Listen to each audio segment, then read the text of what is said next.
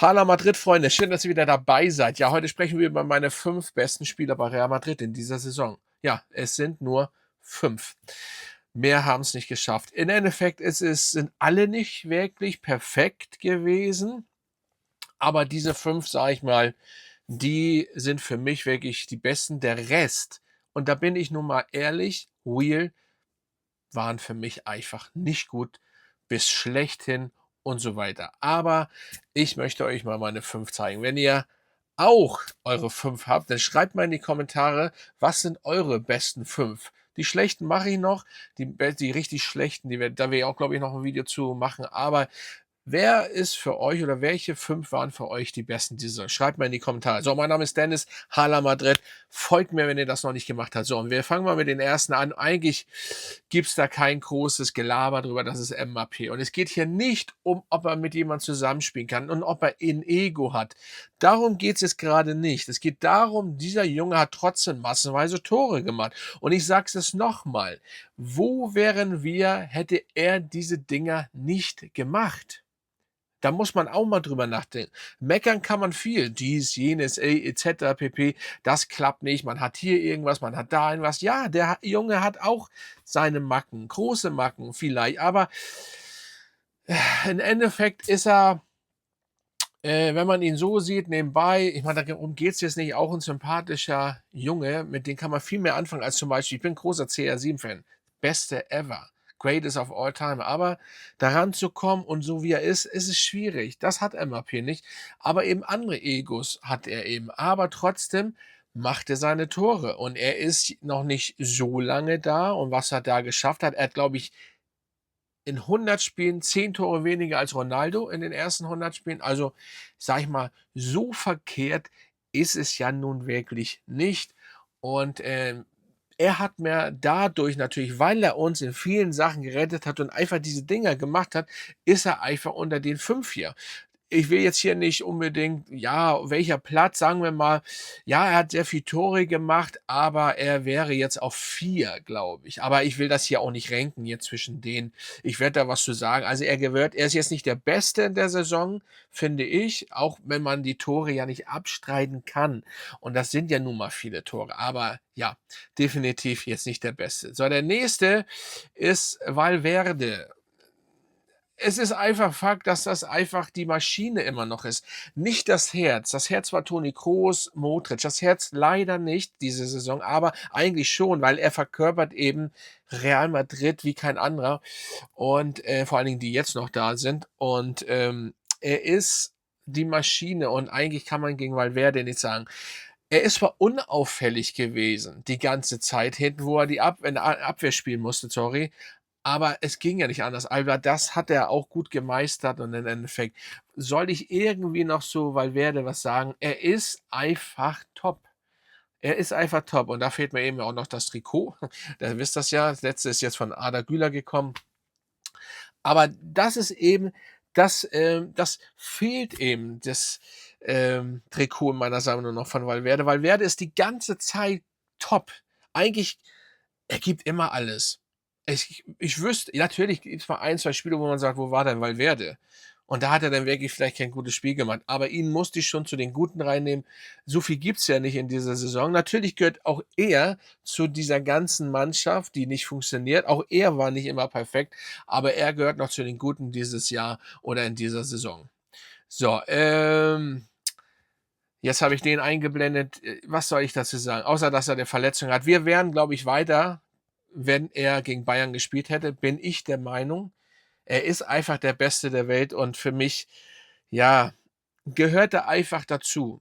Er ist hier mit ich wüsste nicht, wo ich ihn hinsetzen würde, vielleicht sogar auf 1 oder auf 2. Auf jeden Fall, zwischen 1 und 2. Er ist einfach unser Mann, hat im Endeffekt kaum Aussetzer und schade, dass er einfach verletzt ist und gegen Bayern vor allen Dingen nicht gespielt. Lunin, ja, ich habe Lunin hier nicht drin, weil er einfach zu große Fehler vor allen Dingen gegen Bayern gemacht hat und das ist 'n ausschlaggebender Punkt. Wir sind ausgeschieden. Ich will dir nicht sagen, dass er das war. Wir hätten im Hinspiel viel besser spielen müssen. Wir hätten 'ne Chance gehabt gegen den FC Bayern, die gegen die beste Mannschaft vielleicht der Welt aktuell. Mit Paris jetzt, ich bin ja gespannt, wie das jetzt ausgeht gegen Bayern. Ich bin ja der Meinung, Paris kommt weiter, aber gucken wir mal. Das Ding ist, Thibaut oder wir hatten eine Chance und der mit ihm im Tor wäre das, glaube ich, anders gewesen. Das ist meine Meinung und, dementsprechend, ja, was soll ich sagen? Leider nicht, aber er gehört einfach dazu und er muss hier einfach rein. So, der nächste ist, ja, Tchouaméni. Vor allen Dingen die letzten Monate eine Eins. Absolut genial, immer mit der Beste auf dem Feld. Was soll ich anderes sagen? Es ist einfach Fakt. Er ist gut, darf man eigentlich gar nicht drüber nachdenken, ihn zu verkaufen, weil das Gespräche oder die Gerüchte rumgehen, dass Tchouaméni verkauft wird, also nicht nur Camavinga, also gleich vorweg, ich verwechsel das nicht mit Camavinga, der auch, aber es wird grundsätzlich auch über ihn gesprochen und das nach England und so. Kannst nicht machen. Das kannst du einfach nicht machen. Und ich habe ja schon mal gesagt, im Mittelfeld haben wir kein Problem, auch wenn er meistens ein bisschen hinter er spielt ja manchmal vielleicht sogar fast Libero, so früher, weiß gar nicht, ob ihr Leute das noch kennen, manchmal. Er ist einfach da. Er ist einfach wie eine Wand manchmal. Er ist natürlich auch ein bisschen robust, ein bisschen hart manchmal, aber einfach perfekt meines Erachtens. Und deswegen muss er einfach hier rein. Und ja, und zum guten Schluss wisst ihr bestimmt, wer kommt. Arda Güler, eigentlich immer perfekt gespielt. Ohne ihn also mit Thibaut auf 1, im Endeffekt die beiden auf 1 könnte man auch so setzen. Das ist einfach, stabil. Der Junge wurde immer ausgewechselt. Er war einfach gut. Die Todespässe, die Doppelpässe, die er spielt oder sie kamen leider nie zurück. Wenn das alles klappen würde, dann würde das ganz anders aussehen. Der Junge, einer der Besten, wenn er auch auf der 10 spielen würde, aber unser Trainer, Katastrophentrainer Arbeloa hat ihn nicht spielen lassen dort und immer woanders und hier mal da und et cetera pp. Ihr kennt das ganze Spiel, das hatten wir durch.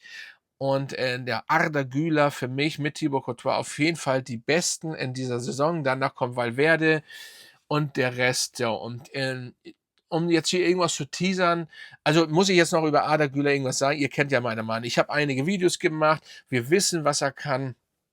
Er hat einen viel zu kleinen Marktwert, einen zu niedrigen, der muss viel höher nochmal. Klar, wenn man nicht durchspielt, wenn man jetzt hat er Tore gemacht zum Schluss, jetzt ist er leider verletzt. Ich habe ja mal gesagt, er muss Tore machen.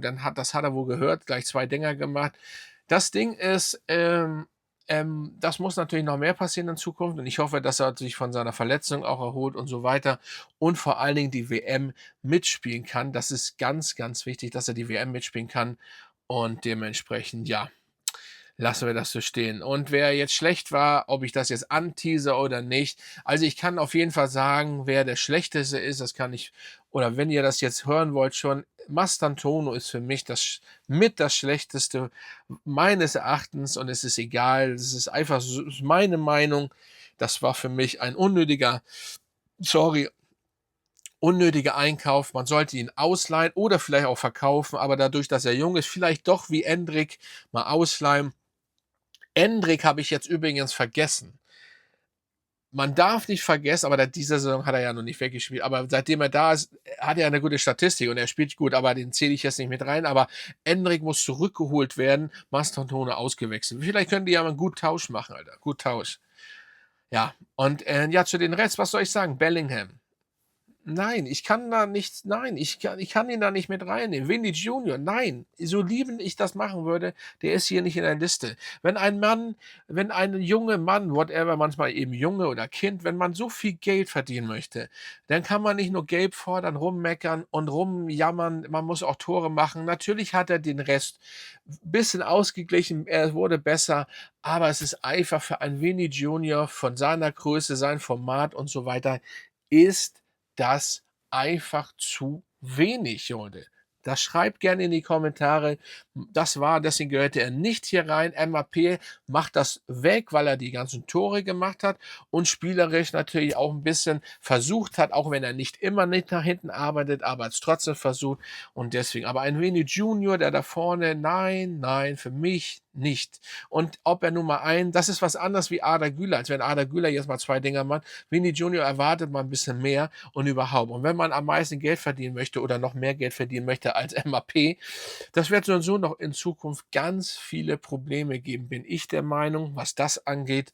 Ihr könnt das gerne in die Kommentare schreiben, weil er will am meisten Geld haben. Ich gehe da stark von aus, er wird das nicht bekommen, das meiste Geld. Das heißt, es wird immer in seinem Kopf bleiben. Das heißt, es gibt wieder diese Probleme. Ich würde gar nicht mit ihm verlängern. Es hört sich hart an, ist aber so.